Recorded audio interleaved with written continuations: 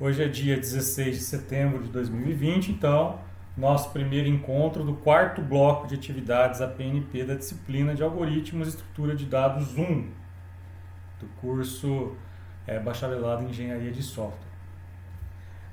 Hoje o nosso assunto, a gente vai começar fazendo uma revisãozinha bem rápida do que a gente tratou no nosso último bloco, que são as estruturas de repetição, né? A gente estudou sobre o comandinho while e a gente também estudou sobre o comandinho for. Para que servem esses dois comandinhos? Esses comandinhos eles servem para a gente poder ter um bloco de repetição, um bloco de instruções, né?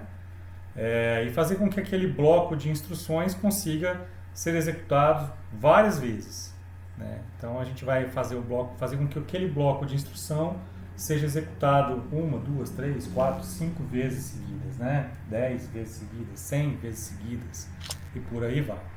A gente viu também no bloco anterior que a gente pode ter ali dois tipos de repetições, né? As repetições que são contadas e as repetições que não são contadas. Qual é a diferença entre elas? A repetição contada é aquela quando eu sei exatamente quantas vezes o meu laço de repetição vai ser executado. Eu tenho que executar esse conjunto de instruções por 70 vezes. Então eu sei quantas vezes aquele bloco vai ser repetido, né? Eu não sei, eu vou ter que ficar repetindo até que alguma coisa aconteça lá no meu algoritmo, né? Então eu vou usar também as repetições não contadas. Nesse caso a gente tem uma variável, né, que a gente chama ela de sentinela, variável de controle, né?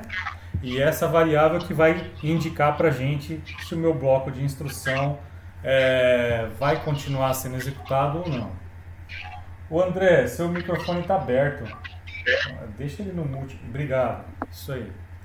Bom, a gente viu também que a gente pode usar o laço for, né? Ele é mais indicado para repetições contadas. E o while eu posso usar nos dois casos, né? Então, for. Como funciona o nosso for? Eu vou colocar a palavrinha for, a palavrinha, uma variável que eu estou usando aqui. Nesse caso, aqui no meu exemplo, eu chamei de conte, porque é uma variável que vai contar, né? 1, 2, 3, 4, 5, 6, 7, 8, 9, 10.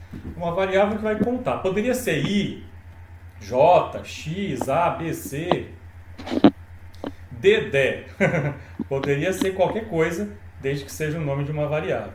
Eu coloquei de conte porque vai ser a minha variável que vai contar, né? O meu contador. Então a palavrinha for, uma variável que vai ser a responsável por controlar quantas vezes o meu bloco de instrução vai ser executado. Aí eu vou colocar in range, né, no limite, o valor inicial de conte. Então, conte, na primeira vez que ele executar o bloco de instruções, ele vai valer 0. Quando ele voltar lá em cima, ele vai valer 1, 2, 3, 4, 5, até que ele chegue nesse número aqui, né, no segundo valorzinho do parênteses. Lembrando que quando ele chegar nesse valor, ele não executa. Então, nesse caso aqui do exemplo, o conte começa com 0 e ele vai executar até que conte seja 9. Quando ele voltou lá em cima e se tornou 10, acabou a minha repetição. Tá? Eu não gosto do for. O André perguntou, tem alguma tela para ser compartilhada? Tem, André. Lá no meu nome está lá, ao vivo. Só clicar no ao vivo que você entra na minha tela.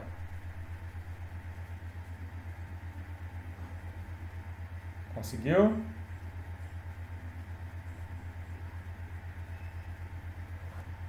Bom, dando continuidade. Professor, eu não gosto do for. Eu posso usar o while? Pode. Como que eu faço o while então? Essa minha variável conte aqui, ó. Essa minha variável conte que começa com 0, eu vou fazer aqui, ó, antes, né, da minha repetição. Então, conte igual a 0. Qual é a minha condição? Ele não vai ser executado até que conte seja 10, até o valor, né, vai executar o 9 até que seja 10 e caia fora. Então ele vai ser executado enquanto o valor da minha variável cont for menor do que 10. Quando se transformar em 10, cai fora. Tem que ser menor do que 10. Nesse for, automaticamente, quando ele executa o bloco de instrução e ele volta lá em cima, ele aumenta em 1 o valor da variável. Então ele executa uma vez o bloco inteiro. Quando terminou e ele foi lá para cima para começar de novo, ele atualizou o valor da minha variável contadora para mais 1, para o próximo valor. Então a mesma coisa no while, eu vou executar o bloco de instruções e lá embaixo, na última linha, eu tenho que atualizar o valor da minha variável cont para mais 1. Então ele começa com 0, aí ele vai lá, 0 é menor do que 10? Sim, 0 é menor do que 10. Então ele executa o bloco de instruções. Lá na última linha, cont é 0 mais 1, 1. Então cont igual a 1. Volta lá em cima e executa o bloco. 2, volta lá em cima, executa o bloco. 3, 4, 5, 6, 7, 8, 9, 10. Quando ele se tornou 10 e voltou lá em cima, 10 é menor que 10? Não, 10 não é menor do que 10. Então ele cai fora do while. Então tanto faz eu usar o for quanto o while. Repara que no for, com uma linha só, eu já resolvo que no while eu preciso de 3 linhas. 3 linhas de código. Então toda vez que o meu for, eu precisar de uma repetição que ele é contado, é indicado eu usar o for.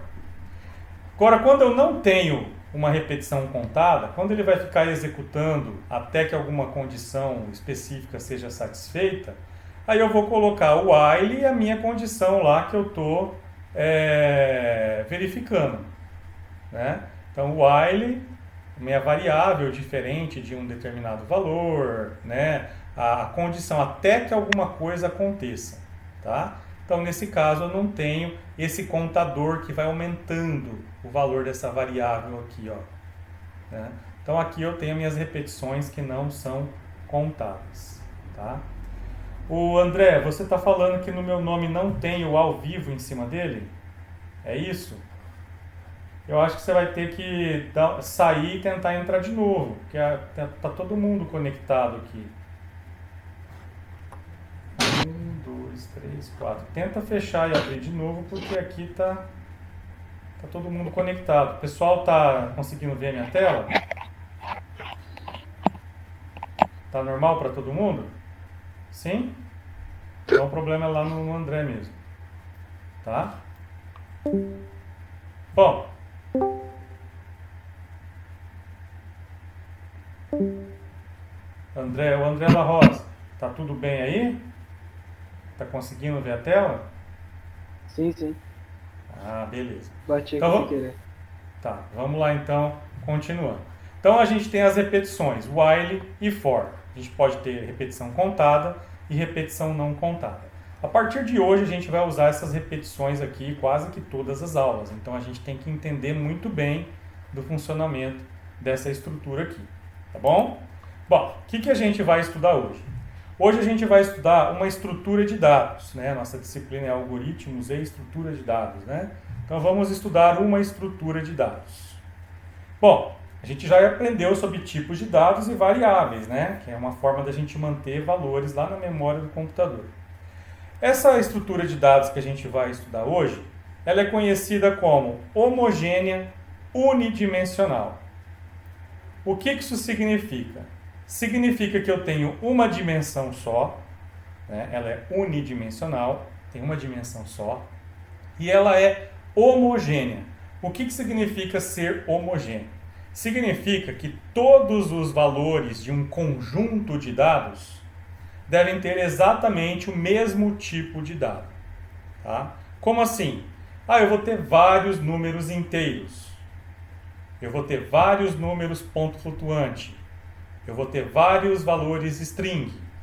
Eu vou ter vários valores booleanos. Ou seja, todos esses valores são do mesmo tipo. Tá bom? Bom, em relação a algoritmos, a gente chama popularmente as estruturas de dados homogêneas unidimensionais de vetores ou arrays unidimensionais. Tá? Então, o que são vetores? Vetor é uma variável homogênea unidimensional, né? Bom, mas em Python, como funciona em Python? Python é sempre um problema para a gente, né? Bom, em Python, essa partezinha homogênea aqui, ó, ela não funciona muito bem desse jeito, tá? Então a gente vai ter que adaptar o nosso algoritmo, lembrando que a gente vai seguir a teoria da disciplina de algoritmos, tá? Que pode ser usada para qualquer linguagem de programação. Então na nossa a gente vai trabalhar em Python como se fosse Java, como se fosse C, como se fosse Pascal, como se fosse outra linguagem de programação, né? Que é o que a gente está padronizando as nossas sintaxes, né? O que seriam então os vetores? Vetor a gente vai ter uma única variável, só que dentro dessa variável eu vou ter vários valores, vou ter muitos valores diferentes lá dentro dessa variável. E todos esses valores devem ser do mesmo tipo de dado, tá? Então lembrando que eu não estou considerando Python, estou considerando algoritmos de forma genérica, tá? Que pode ser utilizado para qualquer linguagem de programação. Bom, beleza. Então, vetores ou arrays unidimensionais, eu vou ter uma variável só. Dentro dessa variável, eu vou ter vários números e todos eles devem ser do mesmo tipo.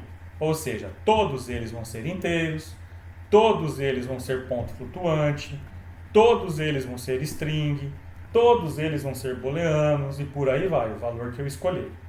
Tá? Bom, como funcionam essas variáveis, né? Os meus vetores, tá? A gente aprendeu sobre as variáveis simples, né? As comuns. Então eu tenho lá, por exemplo, a minha variável x.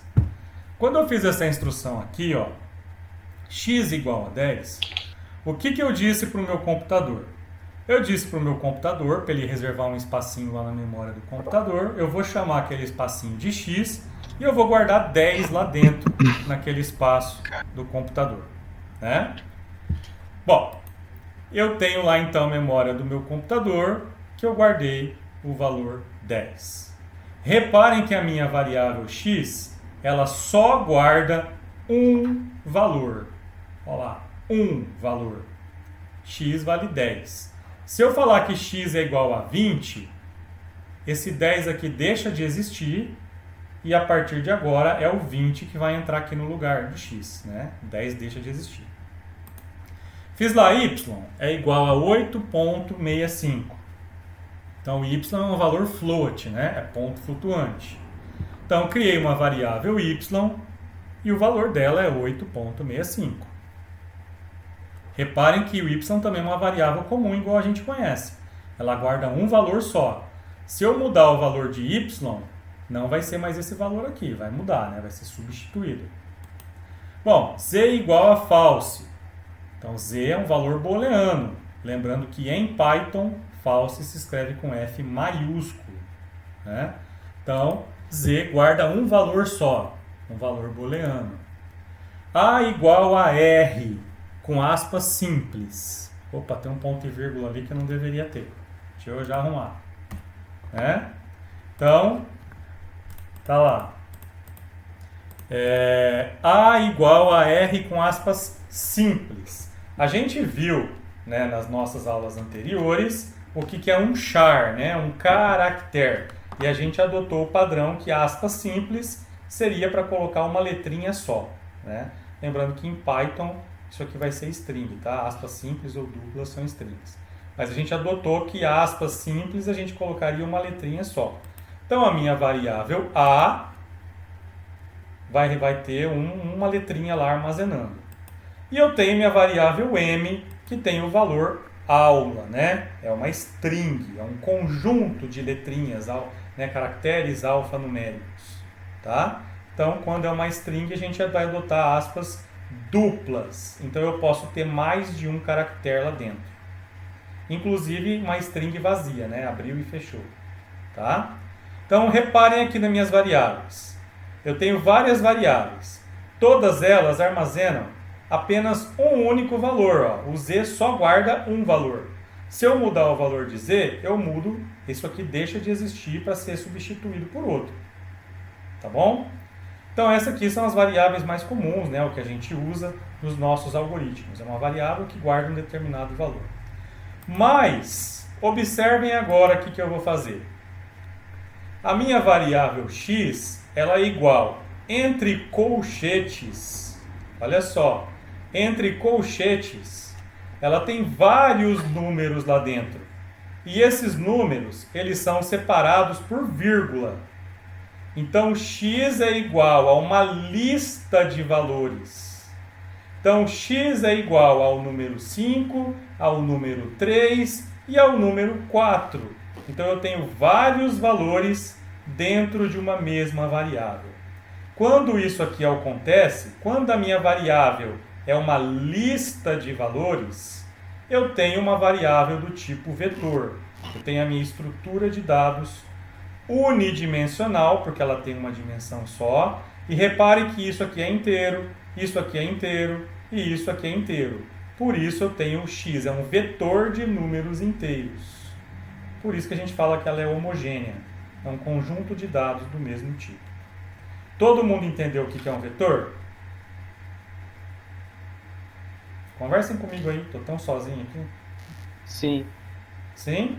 Então, o que é um vetor? É uma variável que armazena uma lista de valores. Quando ele é uma lista de valores, eu não posso esquecer dos colchetes, tá?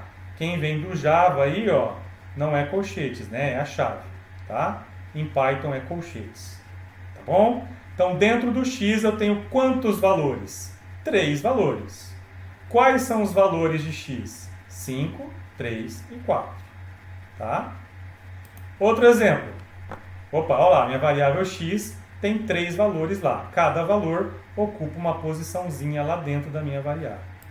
Outro exemplo, olha lá, ó, minha variável y, ela é uma lista de valores, ou seja, ela é um vetor. Qual é o tamanho de y? Quem sabe me dizer qual é o tamanho do meu y? Tamanho de um vetor significa quantos valores tem lá dentro daquele vetor. Então, quem sabe me dizer qual é o tamanho do meu vetor y? 3. 3. Vamos ver. 8,65 é um número ponto flutuante. 7,8 é um outro número ponto flutuante. Menos 8,3 também é um valor ponto flutuante. E 45,0. Então, o meu y ele foi criado. Ele é uma lista de valores. E qual é o tamanho do y? É 4. Eu tenho 4 valores lá dentro do meu y.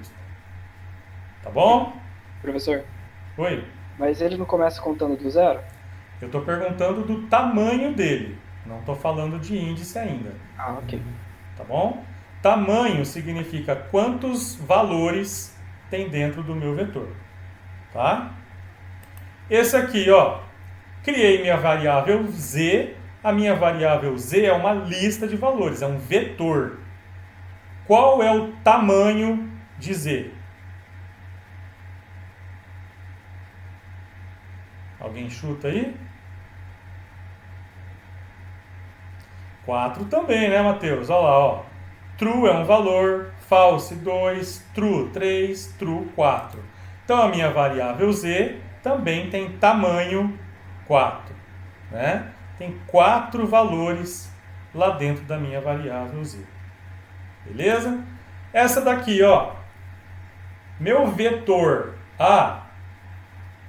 Meu vetor A, ele tem lá o caractere A, U, L, A, S.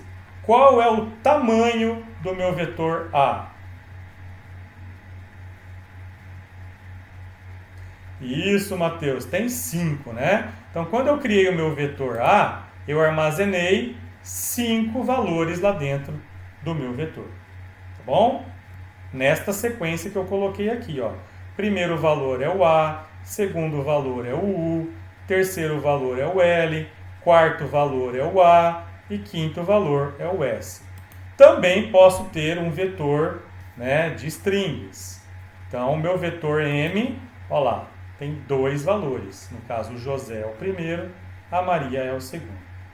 Então, nesse caso, quando a minha variável ela tem uma lista de valores, lembrando que lista de valores tem que ter colchetes e todos os valores são separados por vírgula. Então, nesse caso, quando a minha variável ela não tem um valor, ela tem vários valores, então eu tenho um vetor, uma estrutura de dados homogênea, ó, todos são inteiros, todos são ponto flutuante, todos são booleanos, todos são caracteres, todos são strings, homogênea, e ela é unidimensional porque ela só tem uma dimensão aqui, tá bom? Repara que eu abri colchetes, fechei colchetes e coloquei os valores lá dentro, tá? Então, só para a gente fazer uma comparação da diferença de uma variável comum para uma variável do tipo vetor. Uma variável comum, ela guarda um valor apenas. Uma variável do tipo vetor, ela guarda um conjunto de valores, mas tem ordem, ó. Primeiro valor é o 5, segundo valor, nesse caso, é o 3, e o terceiro valor, nesse caso, é o 4. Lembrando que vetores possuem colchetes, com valores separados por vírgula, é uma lista de valores. Entendemos o que é um vetor? Entendemos a diferença de um vetor para uma variável comum? Facinho, né? Por enquanto está tranquilo isso. Tudo bem, João Pedro? Tudo bem, André? Oi. Sim. Sim? Então vamos continuar. Beleza. Declarando vetores. Para declarar vetores, nós precisamos informar, primeiro, um valor padrão para ser preenchido em todas as posições do meu vetor. E também preciso informar o tamanho do meu vetor, ou seja, quantos valores vai ter dentro lá da minha variável. Então, por exemplo, se eu quiser um vetor que tenha 10 valores lá dentro, ou seja, uma variável que vai guardar 10 números lá dentro, então 10 é o tamanho do vetor. Mas automaticamente, quais são os valores que vão ser preenchidos nessas 10 casas? É esse valor padrão aqui que eu vou definir, tá bom? Então, para declarar o meu vetor, eu preciso dessas duas informações, certo? Olha lá um exemplo. Qual é a sintaxe para eu criar uma lista de valores no Python, né? Para eu criar um vetor? Eu vou ter a minha variável igual, entre colchetes, qual é o valor padrão para ser preenchido em todas as casas, vezes o tamanho do meu vetor. É assim que eu declaro um vetor em Python. Tá bom? Facinho. Variável é igual, colchetes com o valor padrão, vezes o tamanho. Lembrando que o valor padrão é uma das informações que eu preciso e o tamanho também é uma das informações que eu preciso para criar o meu vetor. Exemplo. Olha o que eu fiz ali. Variável números é um vetor, ó, tá entre colchetes. Quantos valores vão ter dentro da variável números? Vão ter 8 números lá dentro. Por padrão, todos eles vão ser preenchidos automaticamente com 0. Então, todos os 8 números vão ser zeros. Olha nesse exemplo aqui. Tem uma variável palavras. Quantas palavrinhas, quantos valores vão ter dentro lá de palavras? São 3 valores.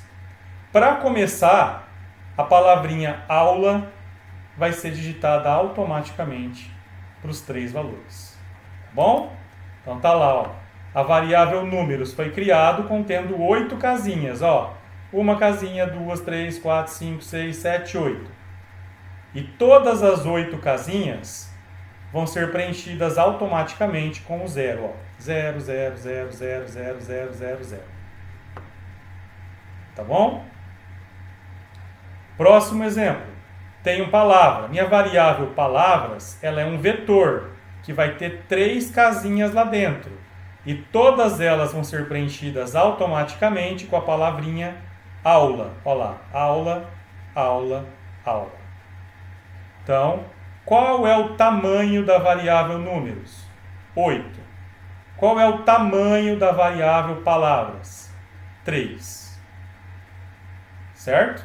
Então, esse número aqui, ó, ele indica quantos valores vão ter dentro do meu vetor. E esse aqui é o valor padrão, ou seja, na hora que eu criar as 8 casinhas, então eu vou preencher elas com esse valor aqui, ó. Entendemos então como se cria um vetor em Python? Facinho, né? João Pedro, entendeu isso?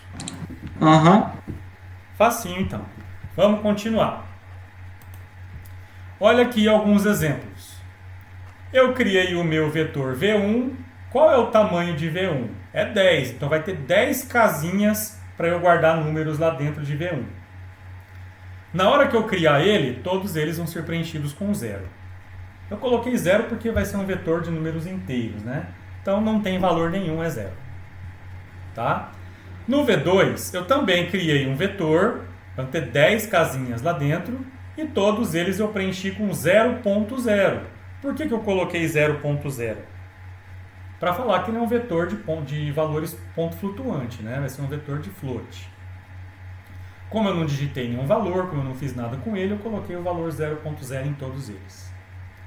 Olha o 3, o V3. Eu também criei 10 casinhas dentro do meu vetor V3 e todas elas vão estar com uma string vazia, string aspas duplas, né? Ó, abriu aspas duplas, fechou aspas duplas. Então, vai ter 10 casinhas, vão ter 10 casinhas dentro do V3 e todas elas vão ser string vazia. Por que vazia? Porque eu não digitei nada ainda, né? Bom, no V4 eu também criei 10 valores lá, posso guardar 10 valores em V4 e por padrão eu disse que todos os valores lá, as 10 casinhas, vão ser falsos, né? Por que vão ser falsos? Porque eu não coloquei nada ainda para ser verdadeiro, então eu iniciei tudo como falso. E no último exemplo, eu criei minha variável V5. V5 também vai ter 10 casinhas lá dentro e todas elas vão ter um espaço em branco, ó. Abre aspas, simples, uma barrinha de espaço, fecha aspas, simples. Repara que não é uma string vazia, ele é um caractere com uma barrinha de espaço, né? Então, o meu V5 é um vetor com 10 elementos lá dentro e todos eles foram preenchidos automaticamente com um caractere em branco, com uma barrinha de espaço. Entendemos como cria vetor do tipo de dado que a gente for trabalhar? Sim? Geralmente, se é inteiro, a gente coloca 0. Se é ponto flutuante, coloca 0.0. Se é string, pode deixar vazio. Se é booleano, pode começar com falso, porque a gente não trabalhou nele ainda para virar verdadeiro, né? E se for um vetor de caracteres, pode dar um espacinho em branco aqui para falar que não tem nada lá dentro, tá? Esse é o valor padrão que a gente pode utilizar. Ah, professor, como que eu começo a criar um vetor? Desse jeito, ó. Só ver o tipo de dado que você vai estar trabalhando, tá bom? Então é assim que a gente vai trabalhar com os nossos vetores. Beleza. Olha o que eu fiz aqui então, ó. Tem minha variável x. X é um vetor. Todas as casinhas vão ser preenchidas automaticamente com 0. Mas quantos valores vão ter dentro do x? Vão ter 10 valores.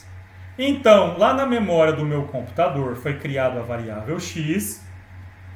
Só que x, ao invés de apontar para um valor só, ele vai apontar para 10 valores. Então, 10 valores estão presentes dentro da minha variável x. Tá? Olha lá, variável x é um vetor de números inteiros. Como que eu sei que a variável x é um vetor de números inteiros? Porque todos os valores lá dentro são 0. Ó. Então, x é um vetor de números inteiros. Dentro da variável x, haverão 10 números inteiros. Olha lá, ó.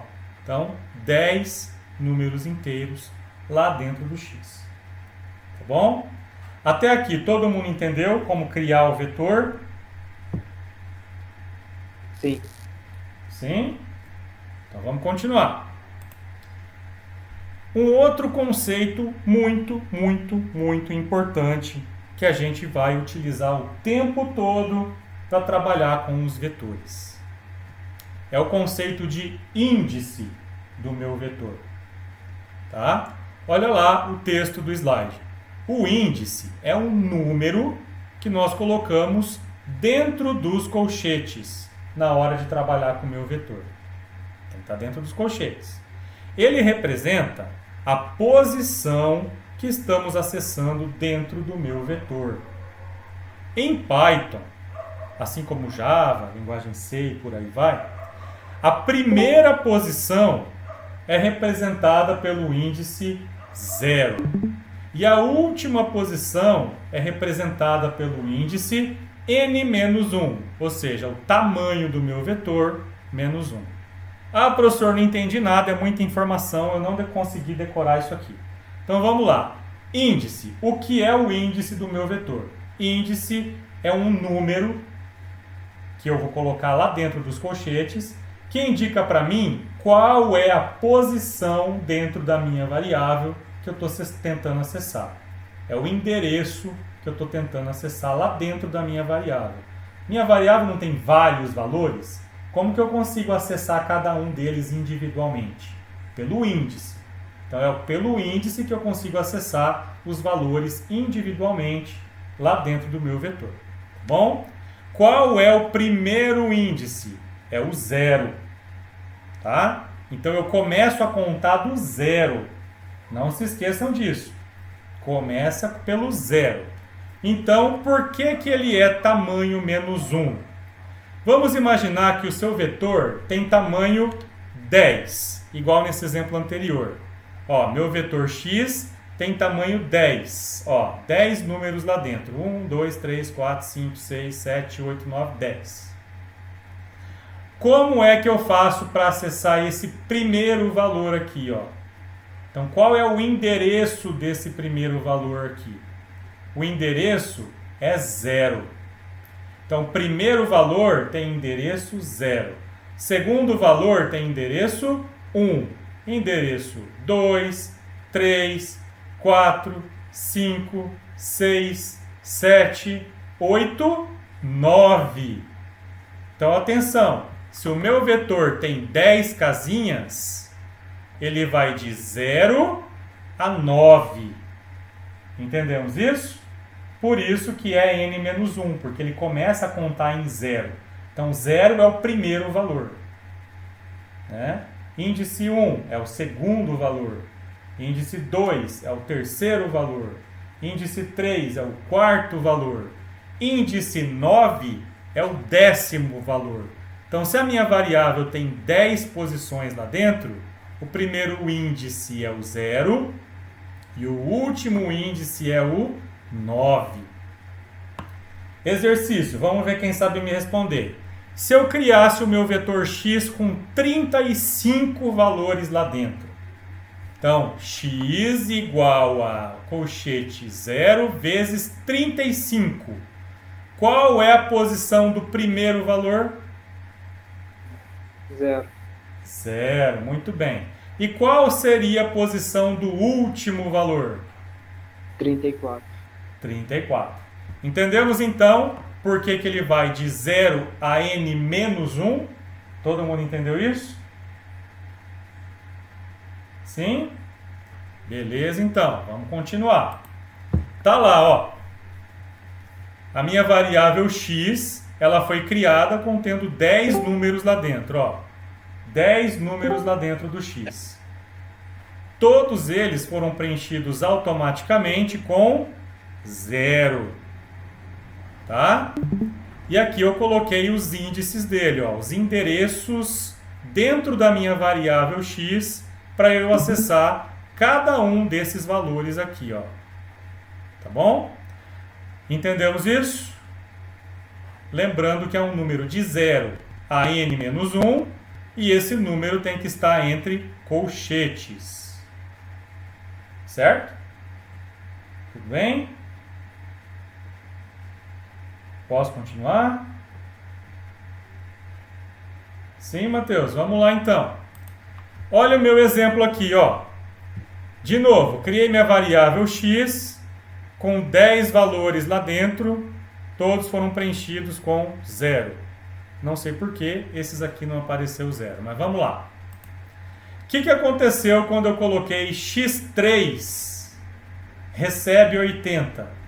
Ele foi lá na minha variável x, ó, x, ele acessou a posição de índice 3, ó lá, a posição de índice 3 e guardou lá dentro o número 80. Ó lá, ó. Então assim eu consigo acessar uma posição lá dentro da minha variável. Se o meu vetor é uma variável que tem vários valores, como é que eu consigo acessar um deles? Né? Então é só eu colocar a minha variável juntinho com o parzinho de colchetes e o índice. Entendemos isso daqui? Foi na minha variável x, acessou a posição de índice 3 e guardou 80 lá dentro. Todo mundo entendeu isso?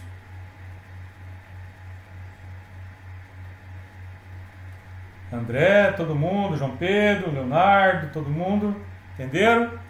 Então vamos lá. Próxima instrução, olha lá, ó. O x lá no índice 0 vai receber o número 5. Então eu vou lá na minha variável x, vou acessar a posição de índice 0 e lá dentro eu vou atribuir o número 5. Certo? De novo, o x no índice 9, lá na posição 123, lá na posição 9, variável x, na posição de índice 9, vai receber 123. Até aqui tudo bem, né? X, na posição de índice 15, vai receber o número 3. E agora, eu quero que vocês me digam, qual dessas posições aqui vai receber o 3? Vamos lá. X, essa variável aqui, esse vetor. Lá na posição de índice 15.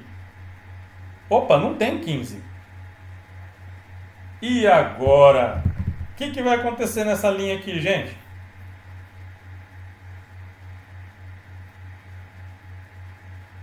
Vamos lá, conversem comigo. Aonde é que eu vou colocar esse 3 aqui?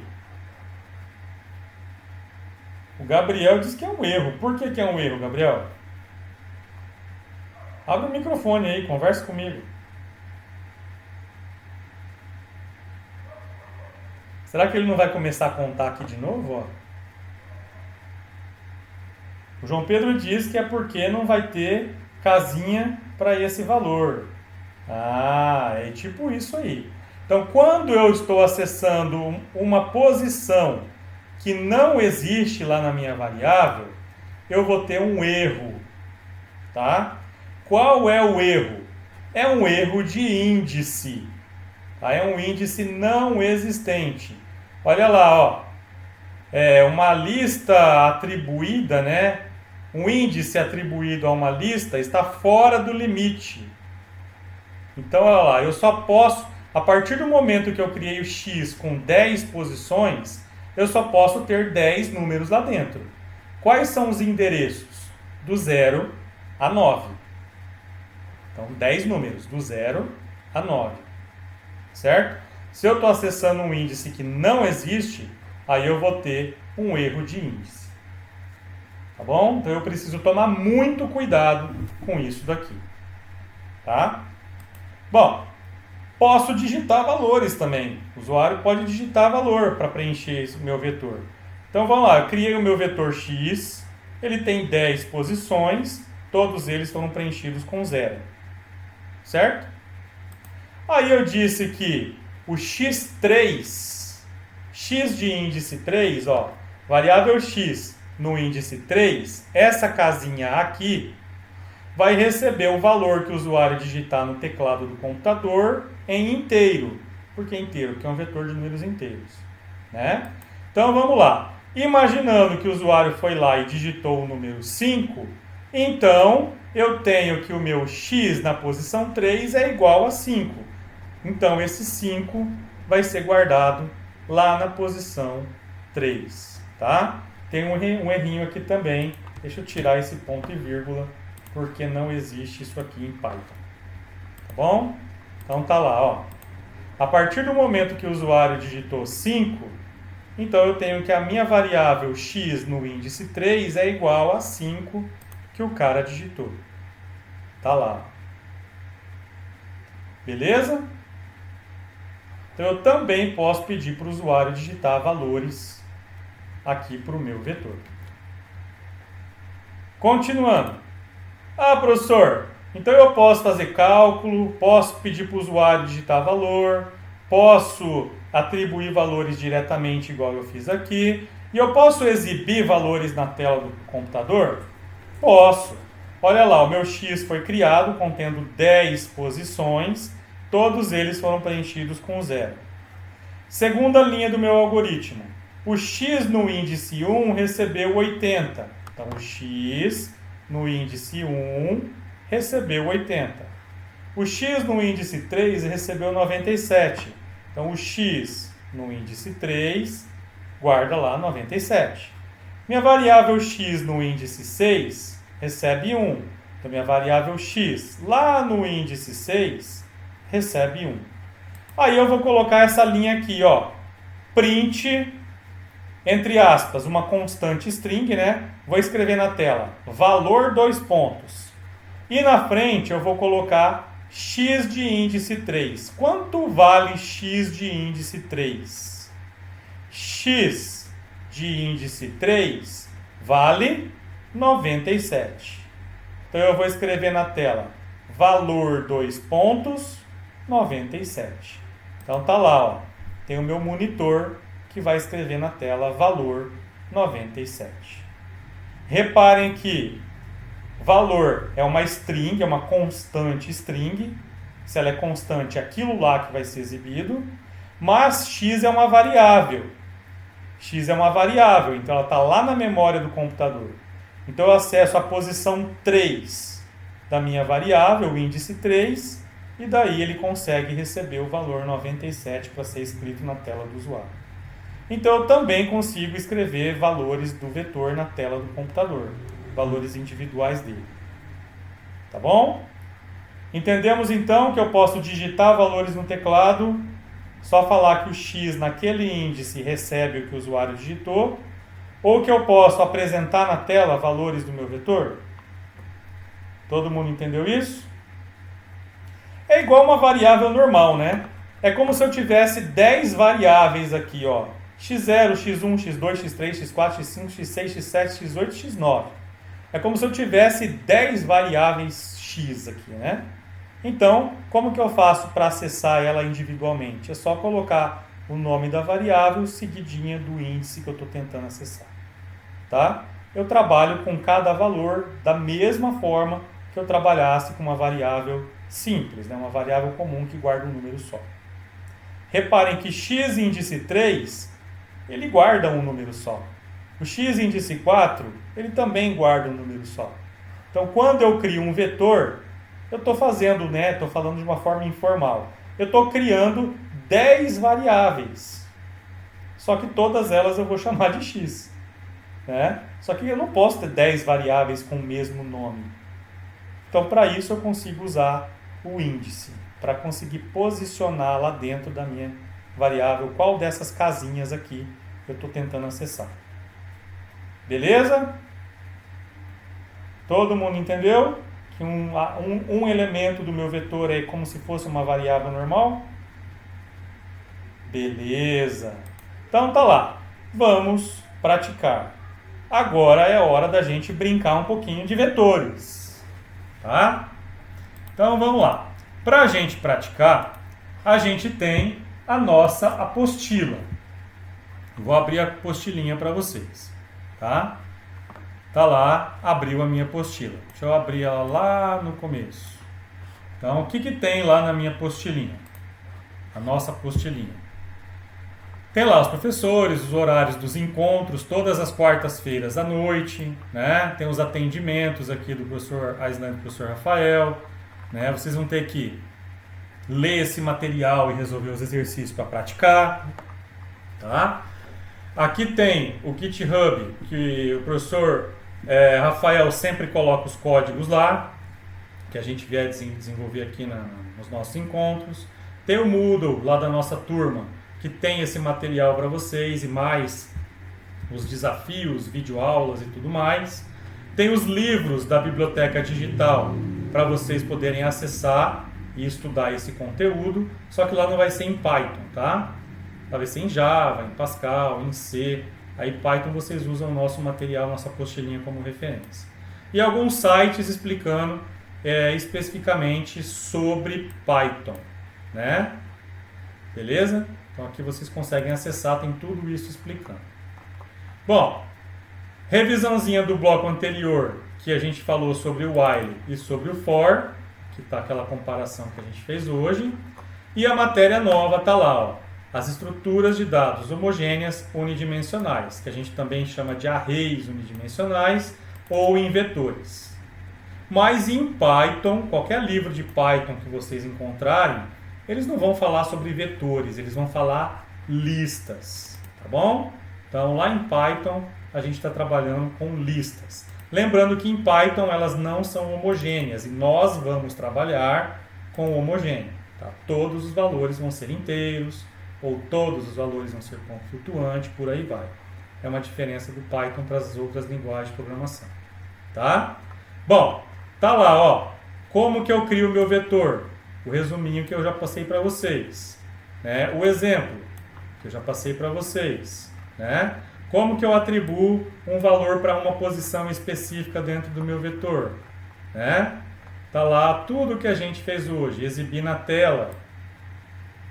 Como que eu leio uma lista ao contrário? O João Pedro perguntou. João Pedro, então ao invés de você digitar 0, o índice 0, o índice 1, o índice 2, o índice 3, você pode digitar o índice 9, o índice 8, o índice 7. É a mesma coisa. Tá? Ao invés de ir de 0 ao tamanho menos 1, você vai do tamanho menos 1 até 0. Tá? Só inverter. Tá bom? Ó, eu posso fazer cálculos matemáticos acessando valores individuais. Tá? Bom, olha lá. Vamos praticar. Lá na nossa apostila tem essa parte aqui, ó. Exercício 1, exercício 2, 3, 4 e 5. Então temos 5 exercícios de tarefinha para a gente poder fazer para a semana que vem. Tá bom? Pode fazer agora, depois do nosso encontro, se vocês quiserem. Então 5 tarefinhas para praticarem. Combinado? Vamos fazer esse primeiro aqui junto, todo mundo? Tá, o João Pedro perguntou, e se eu estiver usando for para ordenar a minha lista e querer printar ao contrário? É a mesma coisa, João Pedro. Em vez de você ir do 0 ao tamanho menos 1, você vai do tamanho menos 1 para 0. Eu não sei qual é o último valor. O último valor é o tamanho menos 1.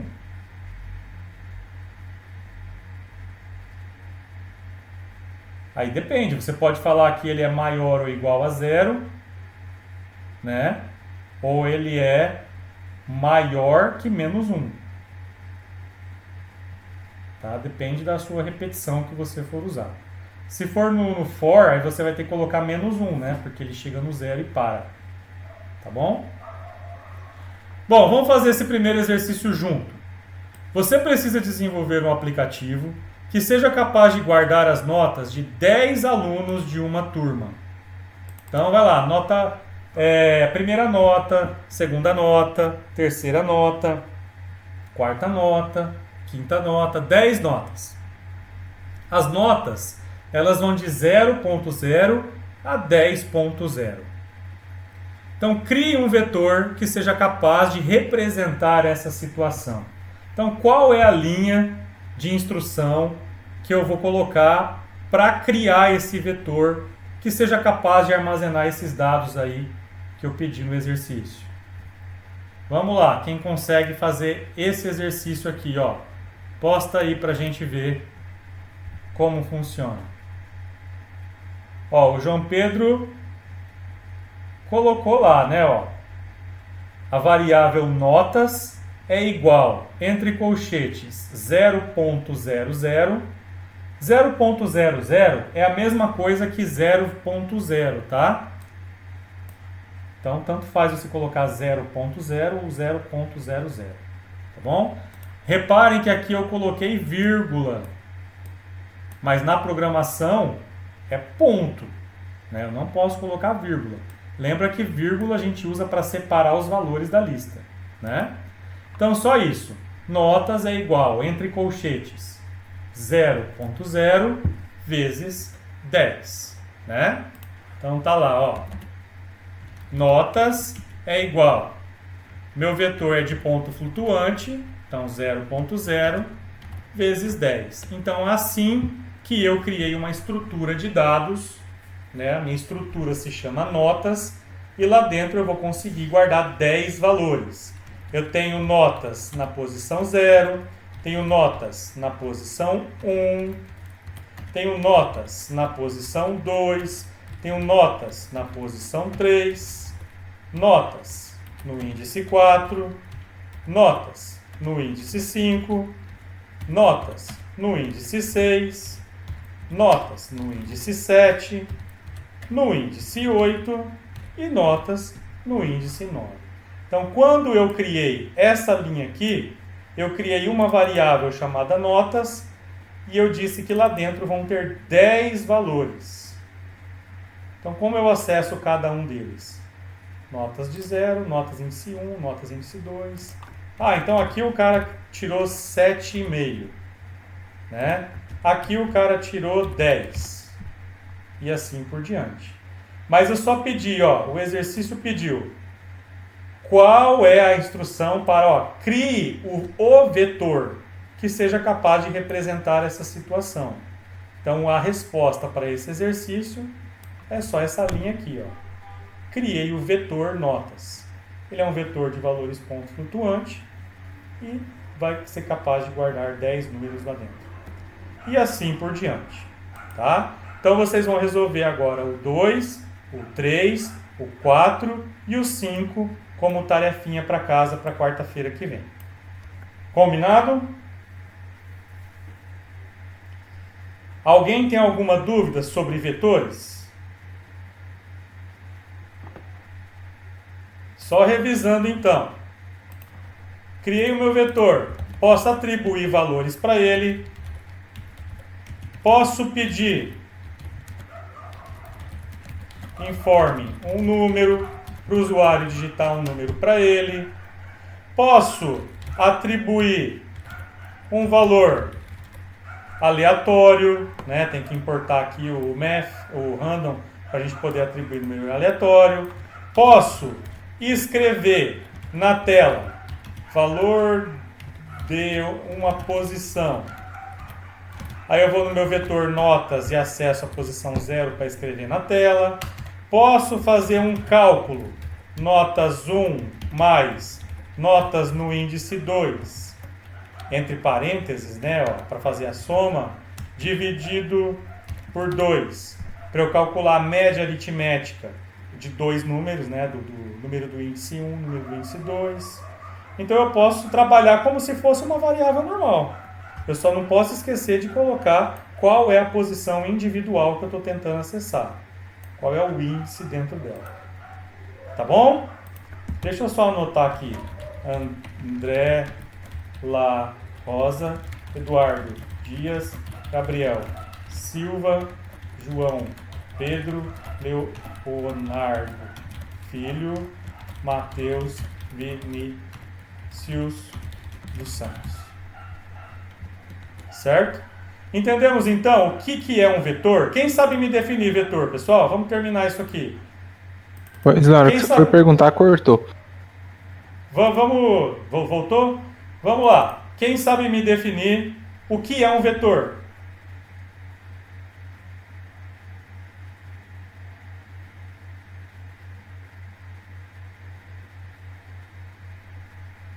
Um conjunto de dados com apenas um tipo. Isso, um vetor é uma variável normal, né? Só que lá dentro dessa variável eu vou ter vários valores lá dentro. E todos eles são do mesmo tipo. Por isso que a gente fala que é uma estrutura de dados homogênea e unidimensional. Homogênea porque todos eles são do mesmo tipo, unidimensional porque ele só tem uma dimensão, ó, tem 10 valores. Então, posição 1, 2, 3, é uma dimensão só. Se fosse uma matriz, né, de linhas e colunas, por exemplo, lá na linha 1 eu quero acessar a terceira posição. Né?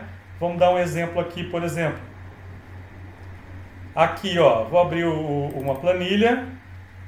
Aqui, ó, quero acessar essa posição. Então, na linha 2, eu tenho vários valores na linha 2. Vários valores na linha 4. Então, se eu quero acessar essa posição aqui, ó, eu tenho que acessar a linha e também a coluna. Então, ele não é unidimensional. Ele é bidimensional, né? Ele é multidimensional, tem 2 dimensões. Então, eu posso ter 3 dimensões, 4 dimensões, N dimensões, se eu quiser. Como eu estou trabalhando com uma dimensão só, ele é unidimensional. Né? Então, vetor é uma variável que vai armazenar uma lista de valores, um conjunto de valores. E todos eles são do mesmo tipo. Essa lista de valor, ela é, digamos assim, ordenada. Por que ela é ordenada? Porque dentro dela, os valores vão ter uma sequência. Tá? Posso criar, por exemplo, aqui, ó, o meu vetor x, e eu já vou começar os valores padrões ali, ó. 10, 5, 6, 4, 1. Quanto vale x2? Se eu fazer assim, ó, print x2, o que ele vai escrever na tela? Quem sabe me dizer isso? 6. 0, 1, 2. Então a posição de x no índice 2 é o 6. E daí vem a minha pergunta. O que é o índice do meu vetor? Escrevam lá, quem vai me responder isso? O que é um índice do meu vetor?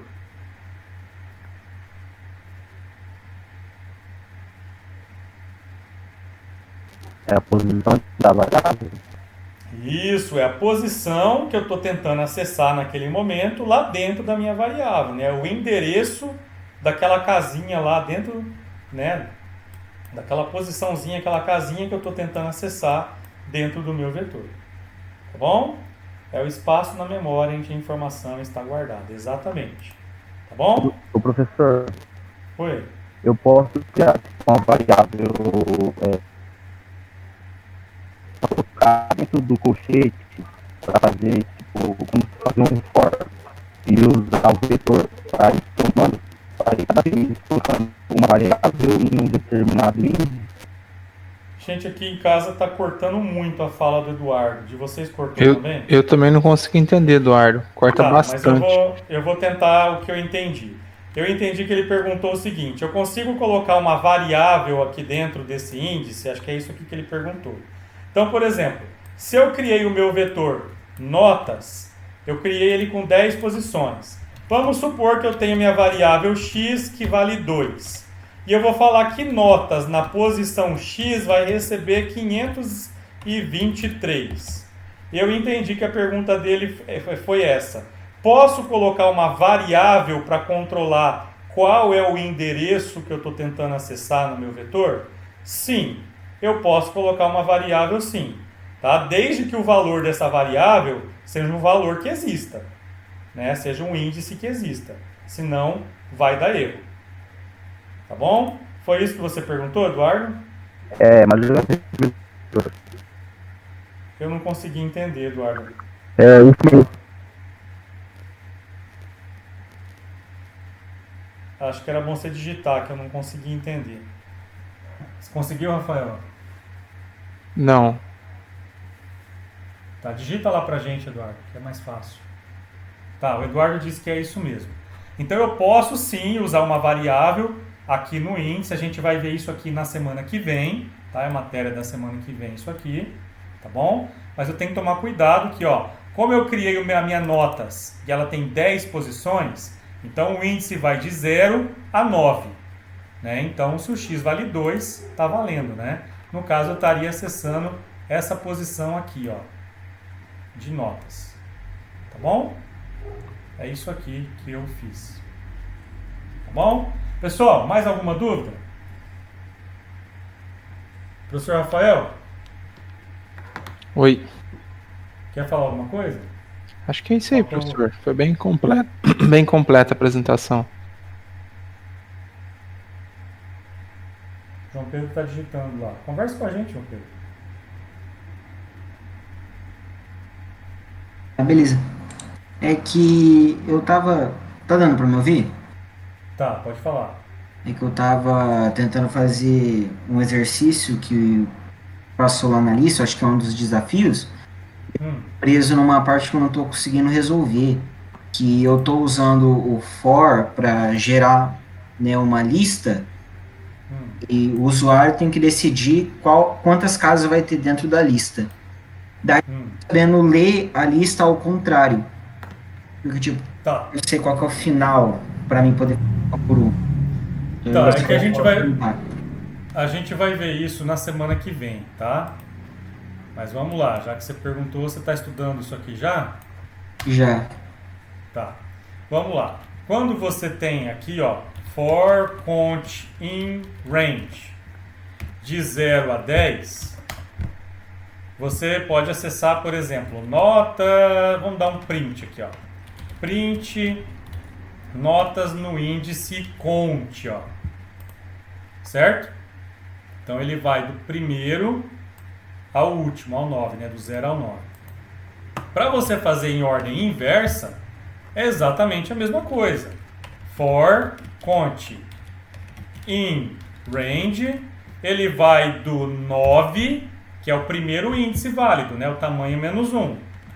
Ele vai do 9 ao menos 1, porque 0 é um valor válido, né? O primeiro valor. Então ele vai do último até o primeiro valor, mas aí ele tem que ir diminuindo de 1 em 1, porque senão ele vai crescer. Quando eu não coloco nada, ele aumenta de 1 em 1. Se eu quero que ele diminui, eu preciso informar ele lá no terceiro parâmetro.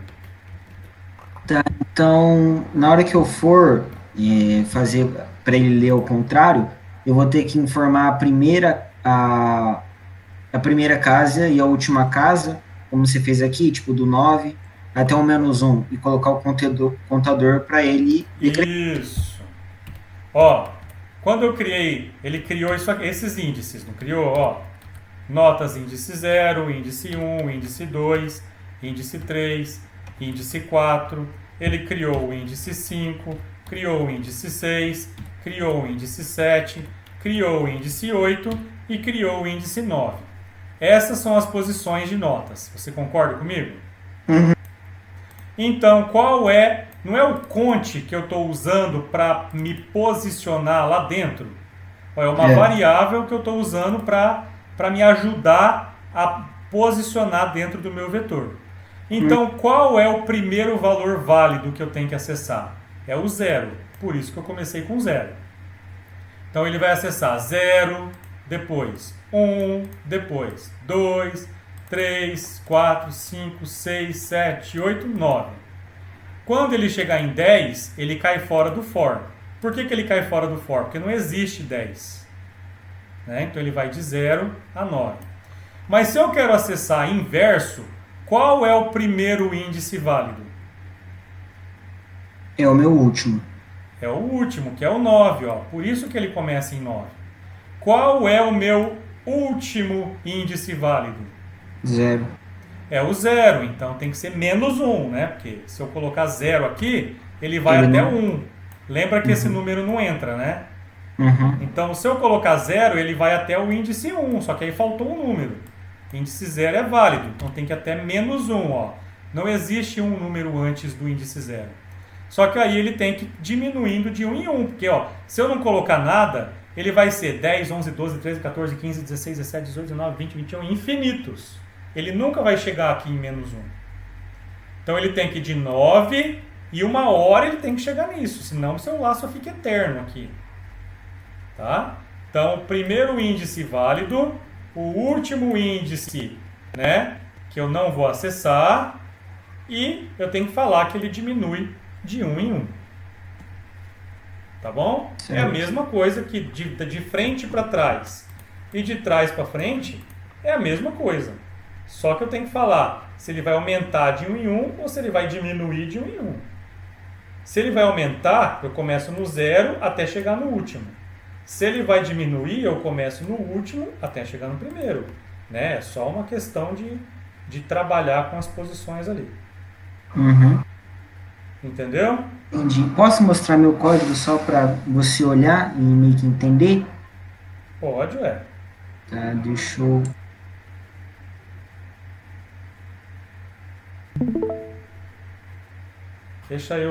Deixa eu fechar a tela aqui então. Pera aí. Deixa eu entrar lá no João Pedro. Se vocês quiserem entrar também, aí todo mundo vai acompanhar. Deixa eu salvar aqui o vídeo. Opa. Tá, vamos lá, João Pedro. Tô vendo. Tá dando para ver? Tá, pode falar. Tá. Eu criei aqui o tamanho do vetor variável, que é para o cara escolher quantas casas da lista. Tá. Aí eu criei aqui o números, recebendo, né, 0 vezes o tamanho que o cara quer. Tá. Eu criei aqui a variável para ele fazer a conta de 0, a partir de 0 até o tamanho do vetor, né, para 0, 1, 2, 3, 4. Tá, beleza. E coloquei aqui. Aí para aparecer normal, né, para ele contar o valor de 1 em 1. Tá. Depois eu printei ele na ordem normal. Aqui, Tá. o primeiro número. Aí eu cheguei na parte que eu queria printar ele ao contrário. E daí eu não estou conseguindo. Então, mas você começou no tamanho do vetor. Não pode ser no tamanho do vetor.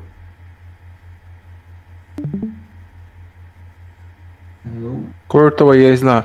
Ali, Você ó, tá- João, você começou no tamanho do vetor. Digamos que o usuário digitou 10. Tem a posição 10 no seu vetor? Não, tem a posição 9. Tem a posição 9. Então, o que você tem que fazer com esse tamanho do vetor no for da linha 11? Em vez de começar em tamanho do vetor, ele teria que começar no tamanho do vetor menos 1. Porque daí, se o usuário digitou 10, ele vai começar no 9, vai até o menos 1, porque sempre ele para antes, então ele vai parar no 0. E daí lá no final o menos 1 também, para ele ir diminuindo de 1 em 1. Para ele começar lá 9, 8, 7, 6, 5, chegar até o 0. Aí ele vai chegar no menos 1 e vai parar. Verdade. Entendeu? É só isso daí. Detalhe. Então, estaria certo aqui, né? Tamanho Sim, agora sim. 1 vai até o menos 1 e o contador está negativo, né? Para o do maior para o menor. Isso, para ele reduzindo.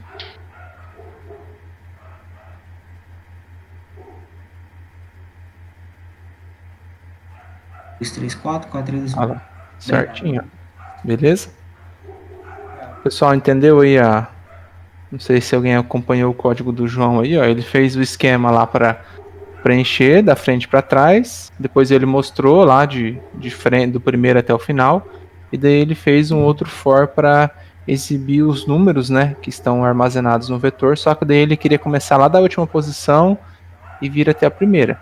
Então, o único detalhe assim que a gente tem que tomar cuidado é que daí, em vez de começar lá na posição que é o tamanho do vetor, por exemplo, que seria o 10, a gente sempre tem que fazer o menos 1 para ele começar um antes, né? Porque o for, ele considera que o primeiro valor que você coloca lá é a posição inicial, o segundo valor é a posição final, e o terceiro é o passo que ele vai dar a cada rodada.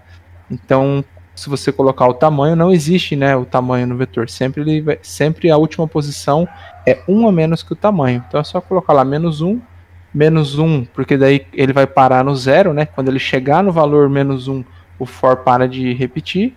E o último valor, que também é o menos 1, é para ele reduzindo, né? Em vez de ele aumentar, que é o padrão, né? Que a gente daí não precisa colocar ele, que o padrão seria 1, ele vai diminuindo, para não entrar num loop infinito aí, né? Beleza, pessoal? Opa. Beleza, pessoal? Conseguiram entender isso? Essa parte do for, para a gente percorrer o vetor, a gente vai ver na semana que vem. Tá? Pessoal, alguém tem mais alguma dúvida?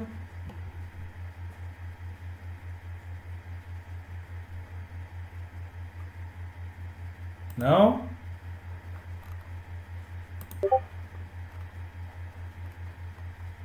Bom, então se vocês não têm mais dúvidas, eu me despeço de vocês por aqui, vou encerrar a gravação, tá bom? E depois eu vou postar para vocês lá no Moodle, tá bom? Um abraço para vocês. Professor Rafael, quer falar alguma coisa?